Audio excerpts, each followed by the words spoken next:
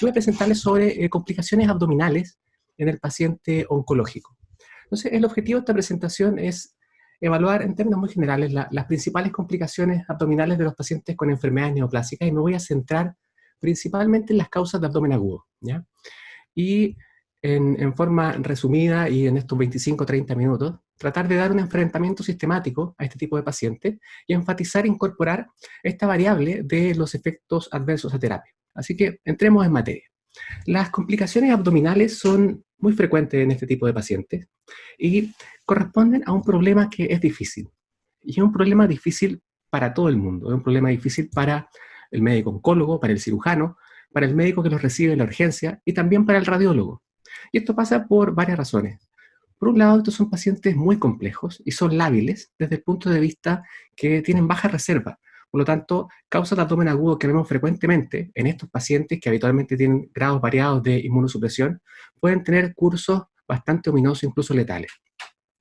Por otro lado, tenemos múltiples cambios post-tratamiento que tienen aspectos variables entre un tratamiento a otro y entre un paciente a otro. Y eso le agrega al radiólogo una dimensión extra, porque no solamente tenemos que conocer cómo se ve el tumor, cómo se ven las diferentes causas de abdomen agudo, sino que tenemos que agregar además la dimensión de cómo se ven los cambios postquirúrgicos, cómo se ven los cambios post-radioterapia, cómo se van a ver lo esperado, cambios post-terapia focal. Esto está dentro de los rangos normales, esto ya se escapa de los cambios habituales post-tratamiento. Entonces nos agrega una dimensión extra de dificultad.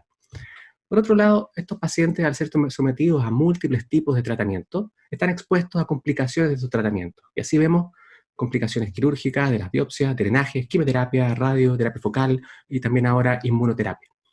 Y todo esto lo tenemos que asociar además a algunos temas logísticos. Estos pacientes es muy frecuente que lleguen en lo que conocemos como horario inhábil, ¿cierto? Llegan tarde por ABC motivos, ya sea porque tuvieron una observación durante el día del paciente para ver cómo evolucionaba el dolor, si es que este dolor se escapaba al dolor que tiene basalmente por su patología de base, o simplemente cosas tan banales como ocurre muy frecuentemente, el escáner estaba ocupado con paciente ambulatorio o paciente de urgencia, no pudo bajar el paciente y llega después de las 5 de la tarde.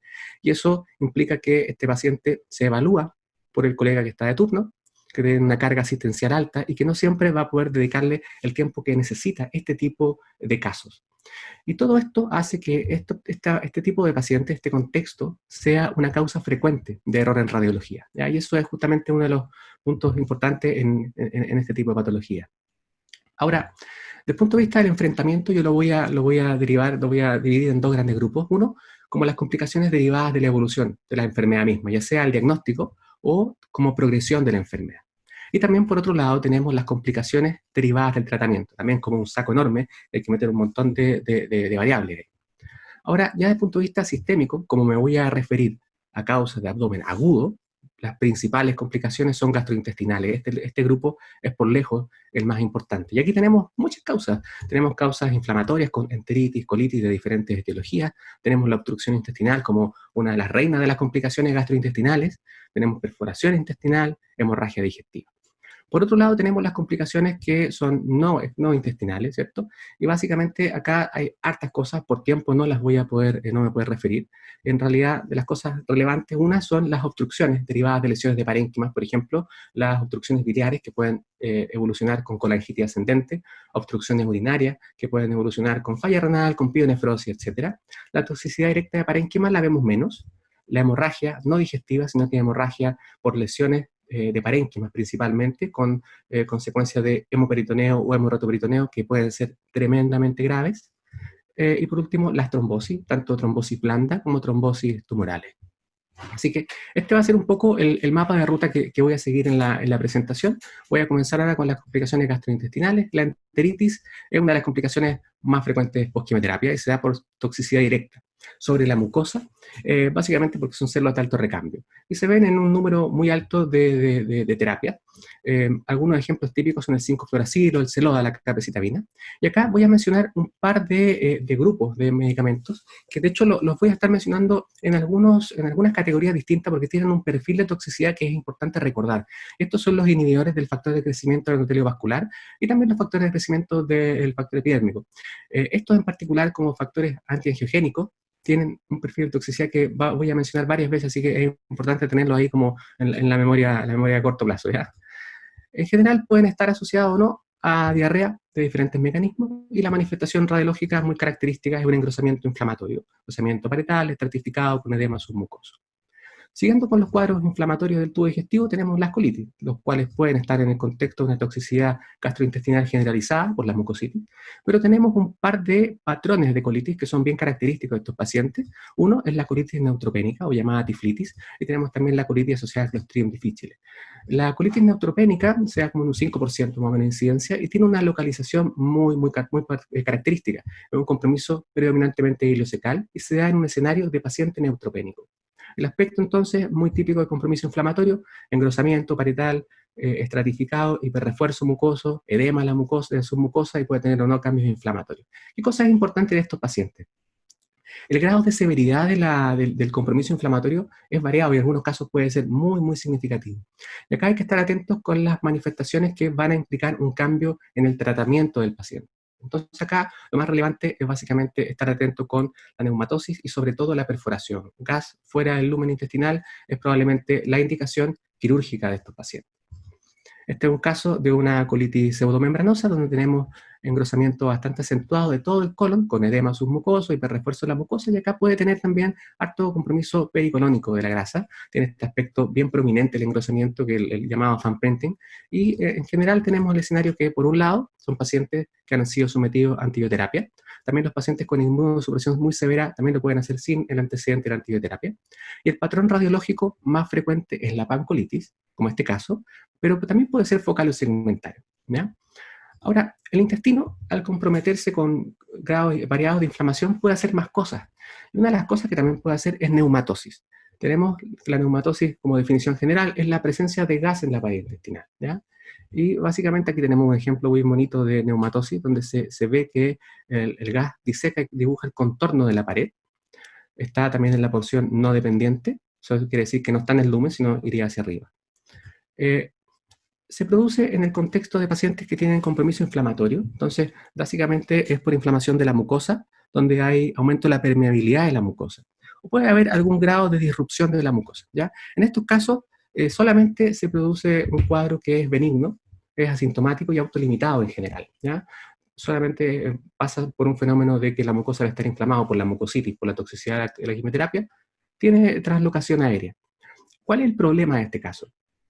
Nosotros normalmente asociamos la neumatosis intestinal con patologías que son más graves. Y está bien, hay que hacerlo porque en el fondo hay que hacer descartar eso antes de decir que es algo de evolución benigna.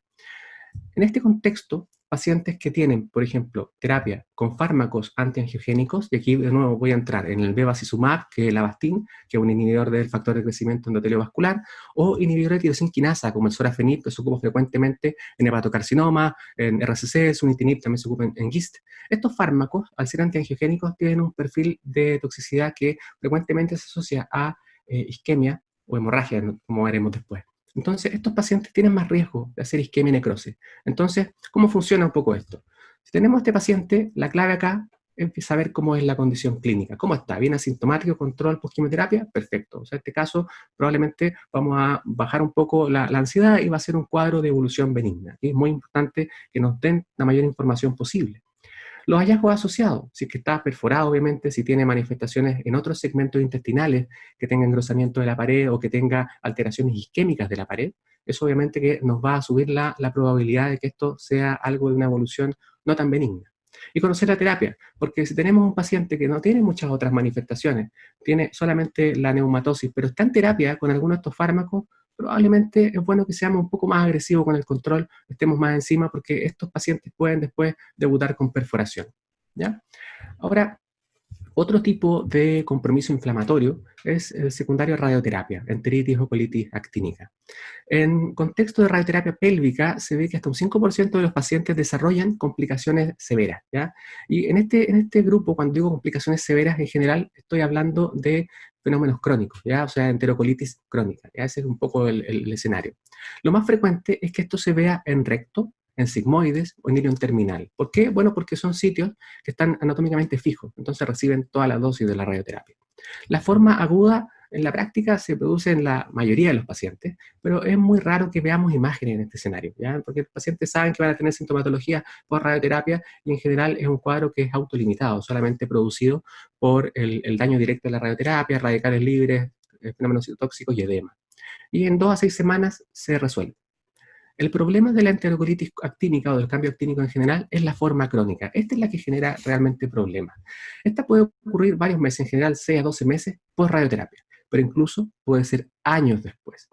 En general es dosis dependiente y la etiopatogenia es multifactorial, pero probablemente uno de los elementos más relevantes es el compromiso vascular. Estos pacientes lo que hacen es desarrollar una endarteritis. Se produce una microangiopatía que finalmente va evolucionando con el tiempo y contribuye a producir daño isquémico en la pared intestinal y también en el mesenterio. Entonces este paciente tiene el daño, digamos, producido por la radioterapia en los tejidos blandos, con fibrosis en general, proliferación de colágeno, y además tiene un fenómeno de isquemia relativa. Y eso es finalmente lo que va a hacer las complicaciones en las colitis o enteritis actínicas crónicas. Y las manifestaciones radiológicas principales son la fibrosis con estenosis y puede tener compromiso transmural con perforación y fístulas. Y ese es como el escenario más completo, digamos, de los cuadros de colitis actínica. Tengo una imagen de la literatura donde tenemos una estenosis segmentaria irregular de colon sigmoide como manifestación de una colitis actínica crónica. Esta paciente, una paciente joven con un cáncer cérvico-uterino irradiado, y llegó a la urgencia con dolor abdominal y con diarrea sanguinolenta. Y podemos ver cómo tiene un severo engrosamiento del sigmoides medio. Fíjense la cantidad de edema que tiene acá en la submucosa. Tiene un poco de hiperrefuerzo de la mucosa, pero el resto es puro edema. Un cuadro muy, muy inflamatorio en esa localización, en un sitio que está en el campo de la radioterapia. Evoluciona meses después con dilatación crónica del colon. El colon está más dilatado, tiene este contenido más como de retención. Y en el sitio donde tenía el engrosamiento parietal inflamatorio, ahora lo que tiene, se fijan ahí, es una estenosis, un cambio de calibre abrupto que vemos acá, con estenosis del sitio del compromiso actínico. Además tiene un poco de distensión con líquido del canal vaginal, porque esta paciente además desarrolló una fístula colon-vaginal. La obstrucción intestinal es un tremendo grupo de complicaciones en los pacientes oncológicos y es una de las complicaciones gastrointestinales más frecuentes. Puede estar asociada al mismo tumor primario, que es obstructivo, o a la progresión, y esto en general es carcinomatosis, en la gran mayoría de las veces. Existe un concepto de obstrucción intestinal maligna, que esencialmente es una obstrucción intestinal con un tumor digestivo o eventualmente obstrucción intestinal con un tumor extradigestivo, pero que tiene carcinomatosis y que no se le puede ofrecer terapia curativa, ¿ya? Estos pacientes son sometidos esencialmente a procedimientos paliativos como ostomía o stent y son de muy difícil manejo. Y también para nosotros también es muy difícil la evaluación. Ahora, ¿por qué un tumor puede obstruir? Un tumor primario obstruye porque es obstructivo, es una lesión anular estenosante, el tumor mismo genera la estenosis. Pero por otro lado, hay lesiones tumorales primarias que se pueden invaginar, y eso también es una causa de obstrucción intestinal en los tumores primarios. Después tenemos las causas de obstrucción en contexto de progresión, donde lejos el grupo más importante es la carcinomatosis, donde vamos a tener implantes subserosos del intestino. Entonces, en estos casos hay obstrucción intestinal que habitualmente no es un solo foco, son múltiples focos con un punto de transición que no hay uno dominante, sino que son múltiples puntos de transición. Y es de muy difícil manejo y lamentablemente es de las que vemos más frecuentemente como entidad de progresión. Por otro lado, hay tumores infiltrativos que también pueden producir compromiso obstructivo. Y aquí los principales exponentes son, uno, el cáncer de colon, que no es raro que veamos que un cáncer de colon, por ejemplo, de descendente, sea tan infiltrativo que genera compromiso del sigmoides o asas de intestino delgado adyacente. Esto también pasa frecuentemente en pacientes con neoplasias primarias de páncreas, que también pueden ser muy, muy infiltrativas y producen compromiso gastroduodenal o eventualmente del colon cercano, de los ángulos hepáticos esplénicos, ¿ya? Metástasis intestinales vemos menos, ahí los modelos clásicos son de melanoma, de RCC, también pueden producir obstrucción. Y esto es súper, súper importante. También se obstruyen por las mismas causas que pacientes no oncológicos. A veces, en este escenario de pacientes que tienen tanta cosa, caemos en el sesgo de pensar que todo va a ser el tumor. Y no, también ellos van a ser bridas, van a ser hernias internas, etc. Dentro de los tumores, hay algunos tumores que tienen más probabilidad de obstruir y sobre todo esto está relacionado al compromiso por carcinomatosis y es por eso que las pacientes con cáncer de ovario tienen un riesgo de hasta 50% anual de hacer obstrucción intestinal. Los pacientes con cáncer de colon, riesgos que pueden bordear hasta el 30% anual. Este caso es bien interesante porque muestra varios elementos que son importantes en estos pacientes. Este paciente tiene un cáncer de páncreas operado, se pueden ver que ya tiene múltiples clips en el reto peritoneo, y tiene una masa de partes blandas infiltrativa en el lecho quirúrgico, o sea, es un cáncer de páncreas operado recidivado. La masa, de hecho, infiltra circunferencialmente la arteria mesentérica superior y, de hecho, compromete también algunas estructuras cercanas intestinales. Ahora, este paciente llega con dolor abdominal y tiene cierto grado de distensión de asas intestinales en el flanco derecho. Si vemos acá, estas asas no solamente están distendidas, sino que también tienen un poco de congestión del mesenterio, y acá, de hecho, hay un punto de transición. Bueno, como este paciente tiene un cáncer de páncreas, tiene una masa local, tiene que ser el tumor primario lo que duele, y se interpreta que el dolor es solamente por su neoplasia primaria. Este paciente evoluciona 24 horas después con mayor grado de dilatación. Aquí se ven mucho más claros los dos puntos de transición y estas asas realzan menos. Este paciente tenía simplemente una obstrucción probrida, pero una asa cerrada con isquemia. ¿Ya? Entonces acá, ¿cuál es el punto? Es que no olvidar que estos pacientes también van a ser las mismas causas que los pacientes no oncológicos, y no hay que dejarse llegar solamente por las manifestaciones que a veces son más vistosas, más floridas, del compromiso metastásico o el tumor primario. Este otro caso típico, paciente que llega a la urgencia con dolor abdominal, tiene dilatación del colon, algunas asas de delgado también dilatados, y aquí tiene una lesión primaria que debuta en forma obstructiva. Se ve mucha dilatación intestinal y aquí vemos el tumor anular estenosante del colon transverso que está generando obstrucción. Ahora, en estos pacientes, ¿qué es importante? Uno, obviamente todo lo relacionado a la caracterización de lesión. Cuando el tamaño, donde está la extensión, si es transmural, si compromete e infiltra estructuras adyacentes, si tiene carcinomatosis, si tiene adenopatías o tiene metástasis hepática. Eso es lo estándar. Pero además nos vamos a fijar en si hay perforación, porque eso cambia el pronóstico de estos pacientes. Y por otro lado, tenemos que pensar que si este paciente ya debutó con obstrucción, cuando le hagan una colonoscopía, probablemente el colonoscopio no pase hacia proximal. Entonces, cuando está obstruido, es un buen momento para evaluar el colon proximal en búsqueda de alguna lesión sincrónica. ¿Ya? Eso también hay que acordarse.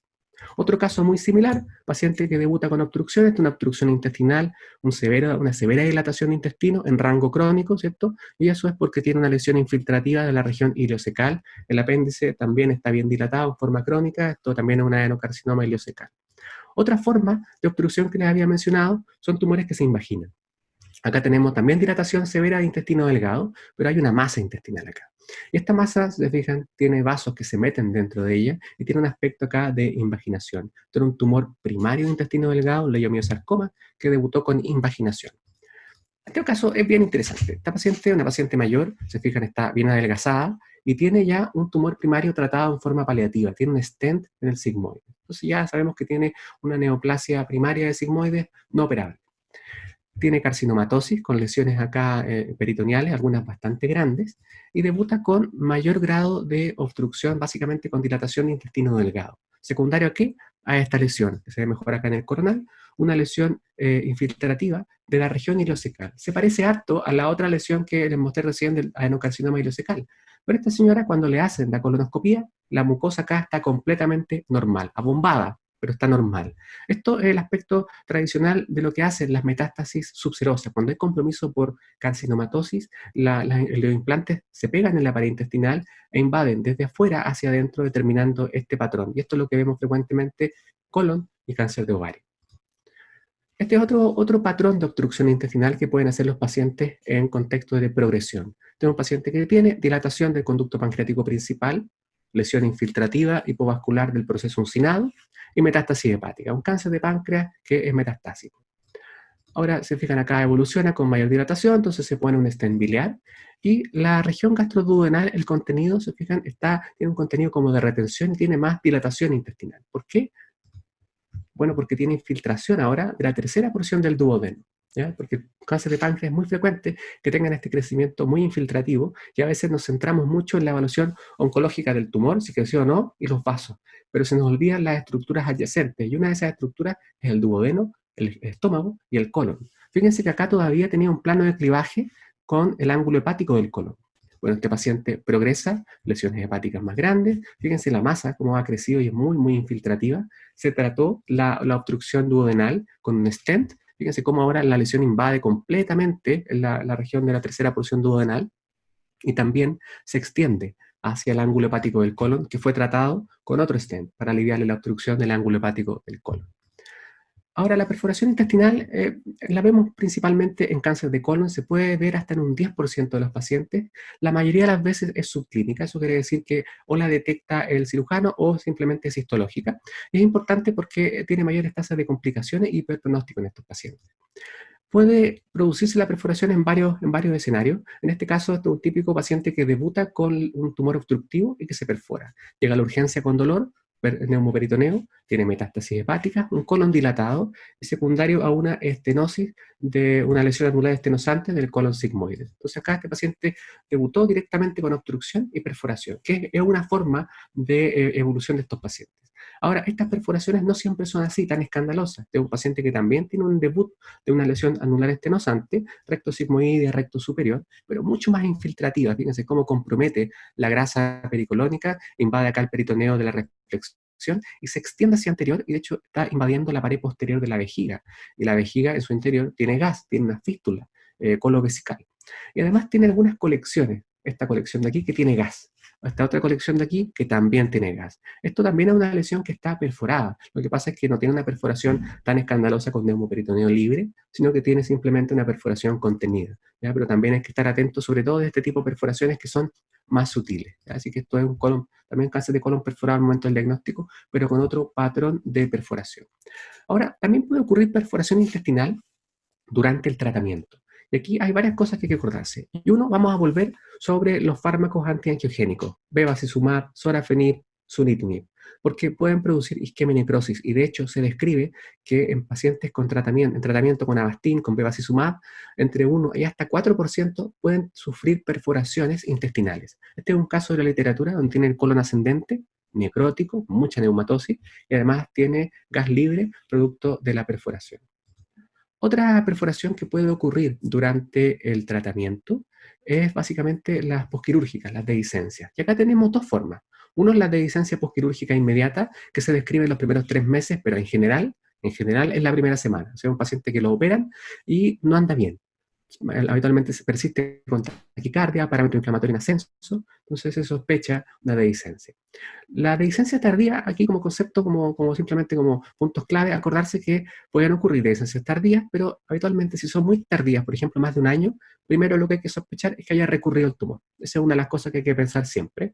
Y por otro lado, preguntar. ¿Será este paciente tendrá terapia con antiangiogénicos? Porque se puede producir perforación intestinal tardía en antiangiogénicos, en este caso también de la literatura, un paciente con una resección anterior baja en tratamiento con bevacizumab y hace una perforación intestinal hacia el espacio extraperitoneal. Este es el aspecto más característico de una perforación intestinal básicamente por una dehiscencia posquirúrgica. Y aquí hay varias claves. Este paciente fue operado de un cáncer de colon y este es el segundo día postoperatorio.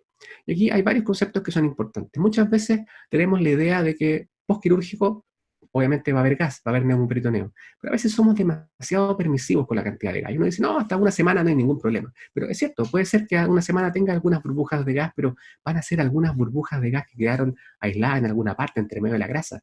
Nunca va a ser así. Incluso en los pacientes que tienen cirugía laparoscópica, que los inflan, ¿cierto?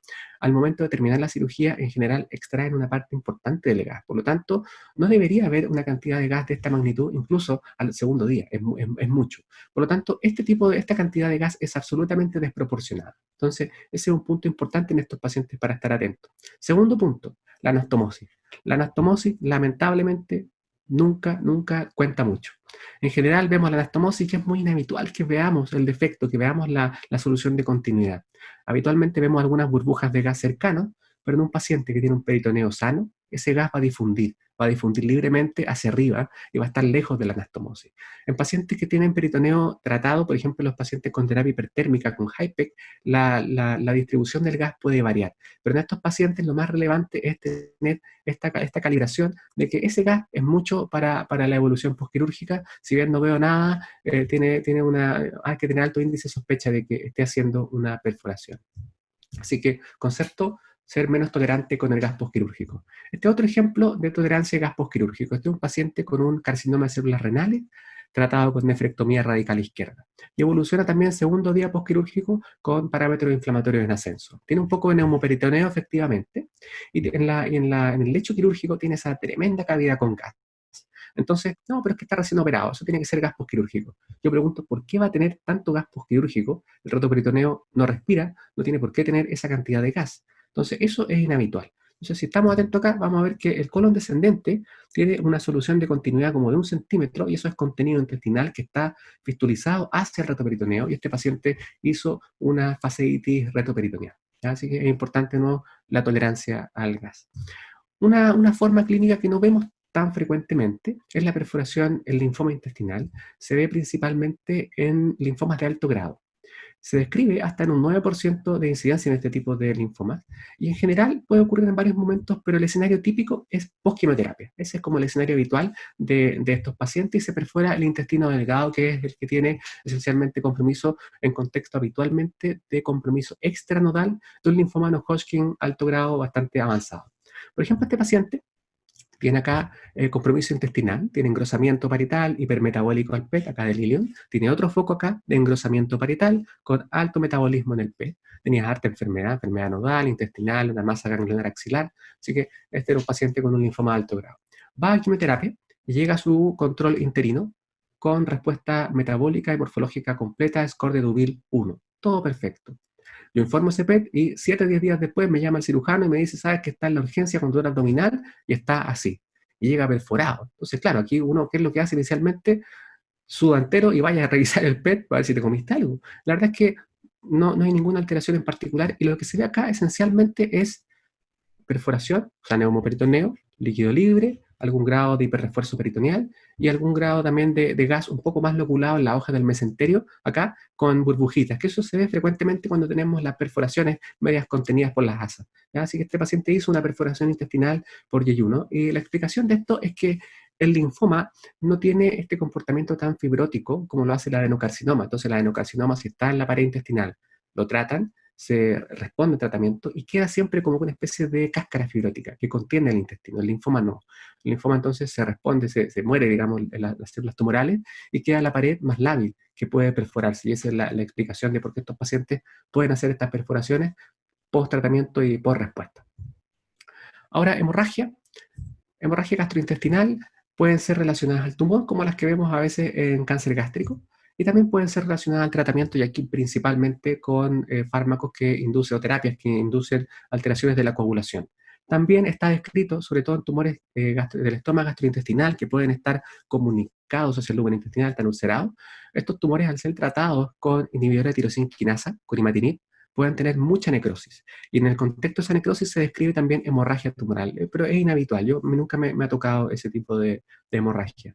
Por otro lado, pueden ser extradigestivas, ya sea al peritoneo o al retoperitoneo, y son muy relevantes, relacionadas a tumor, ya sea un tumor primario o compromiso metastásico en parénquima, en hígado, en riñón, en vaso, ¿ya? Y pueden ser tremendamente graves. También pueden ser relacionadas a terapia, en el fondo en contexto de procedimientos, obviamente en contexto también de complicaciones que inducen hemorragia. Y hay una que yo tampoco he visto, pero se describe, que es muy dramática, que es la rotura esplénica. La rotura esplénica se describe en pacientes que están con factores estimulantes de colonias granulocíticas, como el filgastrin, que se le da a los pacientes para que no hagan neutropenia. Entonces, en este contexto, este fármaco induce una respuesta, una proliferación reticuloendotelial importante en el tejido esplénico, produce hepatomegalia, esplenomegalia, y de hecho se describe una rotura espontánea del vaso, que es muy dramática y nunca me ha tocado, solamente la he leído. La hemorragia digestiva es frecuente, sobre todo en los estadios avanzados de las enfermedades neoplásicas, y acá en general obedece a la mayoría de las causas que se ven en población no oncológica. Son causas de úlceras pépticas, y una minoría son productos del tumor. Acá tenemos una colección de lesiones hemorrágicas metastásicas de tumores hipervasculares. Este es un paciente hombre con tumores hipervasculares metastásicos acá en riñón, con hematomas subcapsulares esplénicos, lesión metastásica en el vaso. Esto es un coriocarcinoma testicular metastásico, que son tumores muy hemorrágicos. Este es el mismo tumor, también es un coriocarcinoma, pero esto es una mujer puérpera, muy parecido. los vasos, lesiones hemorrágicas hipervasculares, acá lesiones renales también con hematomas subcapsulares, y tienen también una lesión grande acá, hepática, con un gran hematoma subcapsular hepático. Entonces, un coriocarcinoma en esta mujer que puérpera, que es básicamente una enfermedad trofoblástica gestacional. Otros tumores hipervasculares que pueden producir hemorragia, el clásico, el hepatocarcinoma, tenemos un hepatocarcinoma grande acá, hipervascular, que de hecho deforma la cápsula hepática. Esta deformación de la cápsula hepática constituye un factor de riesgo en los hepatocarcinomas para hemorragia. Ahora, no solamente las lesiones hipervasculares, o sea, muy vascularizadas que uno puede asociar a hemorragia, sangran. Este es un paciente con un cáncer de pulmón, con una metástasis grande en el hígado. En teoría, cualquier lesión que produzca invasión o compromiso de la cápsula puede sangrar, y este paciente con esta gran metástasis generó este hematoma subcapsular hepático. Este paciente tiene un cáncer de próstata metastásico y que debuta con un hematoma mesentérico espontáneo. Entonces, ¿por qué el próstata no es un tumor metastásico que sea hipervascular? Bueno, lo que tiene además, si se fijan, este estudio sin contraste, porque el paciente estaba con falla renal, le tiene múltiples lesiones hepáticas. Y lo que hizo este paciente fue esencialmente una insuficiencia hepática por el compromiso metastásico. Y ya para terminar, la trombosis en paciente oncológico es un tema muy importante y de hecho es la segunda causa de muerte. Hay incidencia de hasta un 20% de fenómenos tromboembólicos en pacientes oncológicos, y el TEP fatal puede ser 3 veces más frecuente que en población no oncológica. Puede haber trombosis en todos los territorios, arterial, venoso, y también puede existir la CID, la coagulación vascular diseminada. Existen algunos factores de riesgo, algunos tumores que tienen más riesgo de desarrollar estos fenómenos procoagulantes. Uno de ellos son algunos tumores primarios como páncreas, endometrio, pulmón, y algunos tipos histológicos, como lo son los adenocarcinomas productores de mucina. También algunas terapias cisplatino y de nuevo bevacizumab tiene más riesgo de trombosis arterial y venosa. Este es un caso bien habitual, paciente con cáncer de páncreas, lesión infiltrativa del retroperitoneo, tiene además un catéter biliar, ¿cierto? Tiene trombosis de la rama anterior del aporte, tiene algunos abscesos colangíticos y tiene además un tromboembolismo pulmonar. En estos pacientes siempre se debe buscar el TEP. Tenga estudio venoso arterial, siempre buscarle TEP con lo que tengamos, porque es muy frecuente, y es frecuente también que sea oligosintomático, así que hay que estar muy atento. Por último, los trombos tumorales, muy frecuentes en algunos tipos histológicos, como son los tumores, el hepatocarcinoma, el carcinoma celular renal, ¿cierto? Y también los carcinomas corticoadrenales. Este es una paciente con un carcinoma de células renales infiltrativo, invade casi todo el riñón y invade también la vena renal y llega a la vena cava inferior.